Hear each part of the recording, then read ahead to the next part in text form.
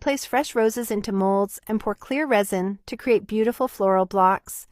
I then carefully and patiently stack them to construct a magnificent garden archway that sparkles beautifully under the sunlight, creating a truly warm, peaceful, and lovely atmosphere.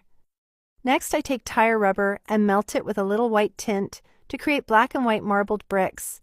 Then I use them to build a gigantic life-size whale model in my backyard, and each brick is connected with a thick layer of strong white adhesive.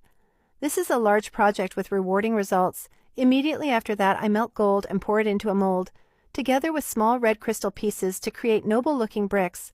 I then use them to build an elegant miniature castle with tall towers and detailed fortress walls, and the castle looks so beautiful and impressive that anyone who sees it would want to own it. I melt transparent plastic bottles to create translucent bricks that look just like real glass.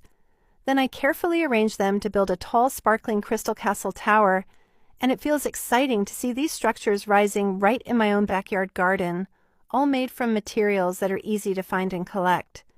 Finally, I take an old tire and melt it over high heat carefully, pour it into a mold, and add a touch of sky blue color to create a fake stone texture.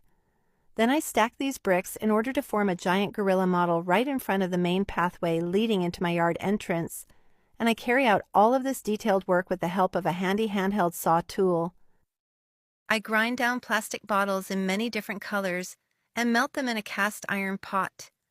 Then I pour the molten mixture into heart-shaped and rectangular molds to create bright, colorful stones. Next, I arrange the yellow-orange stones into a large tree in the garden with many branches, while the heart-shaped pieces stand in for blooming flowers. I plant extra flowers around the base